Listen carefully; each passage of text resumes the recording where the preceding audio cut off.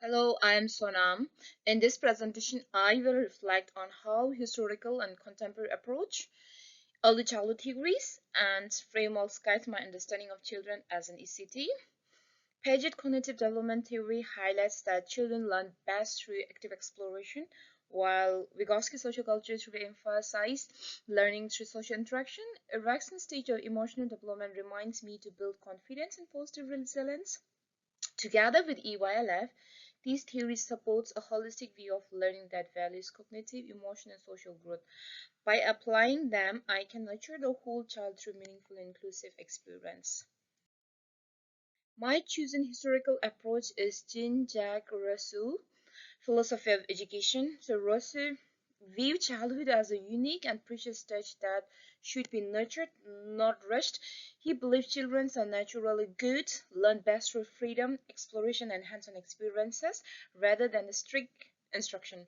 As Tucker and Ray explained, Rousseau emphasized that children should develop naturally at their own pace, guided by curiosity and readiness. This reminds me that every child they learn differently and they deserve a freedom to explore and make sense of the world in their own way. In reality, so I can apply these ideas by encouraging open-ended play and discoveries such as allowing children to explore nature independently. However, I should also balance the freedom with guidance as mentioned in EYLF promotes the intentional teaching to extend learning. So combining both approaches supports each child's growth meaningfully and holistically. I have chosen Montessori approach. So, according to Raven and Nolan, the contemporary Montessori approach highlights that children learn best through self-directed hands-on exploration in a carefully prepared environment. As Malavik and Marshall explained, this method promotes independence, concentration, and problem solving, with educator guiding rather than controlling learning. In my own practice, I would apply these ideas by setting up a learning station where children can choose an activity based on their interest. And I have been observing that when children makes their own choices, they show greater confidence, curiosity, and engagement. However, Lee and Chien notes that while Montessori education encourages independence and self-discipline, it can also sometimes be very too structured, limiting creativity and spontaneous play. So this insight reminds me to balance the structured with flexibility. So by integrating Montessori principle with play-based and inquiry-based approaches in line with EYLF, so I can support children's autonomy at the same time, I can promote creativity, exploration, and joy in learning. Next, I will discuss on two key theories that helps me understand children's development.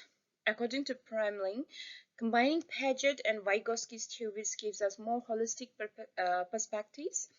Paget cognitive development theory shows that how children think differently at each stage and learn best through active exploration, experimentation, and discovery. So this helps me to design age appropriate activities. For example, like toddlers can focus on what they can see and touch, while older children they begins to understand cause and effect, supporting their cognitive growth and problem solving. So Vygotsky social culture theory emphasizes the social interaction, guided support, and scaffolding within the zone of proximal development, showing how language, culture, and collaboration shapes learning. So in practice, I support learning through group activities by asking questions or demonstrating techniques, helping students achieve more than they could independently. So relying on one theory alone has a limit. Paget may underestimate social influence, while Vygotsky may reduce independent exploration. So by integrating both, I could provide hands-on independent activity along with collaborative group tasks. So combining self-directed discovery with social learning. So these approaches will ensure developmentally appropriate, culturally responsive, and inclusive experiences. EYLF provides foundation for holistic play-based learning that supports children's cognitive, social, emotional, and physical development. It emphasizes secure relationship, respect for diversity, family partnership, guiding educators to create an inclusive environment that promotes curiosity and agency. The national quality standard complements the EYLF by setting a benchmark for quality across educational programs, health and safety, and staffing. So it encourages critical reflection, accountability, and continuous improvement, ensuring the environments are safe, stimulating, and supportive. Both frameworks balance child-led exploration with intentional teaching, helping educators observe, plan, and extend learning effectively. Together, they balance child-led exploration with intentional teaching, helping educators to plan and extend learning effectively. However, as Jackson notes, tension may arise between the creativity and regulation.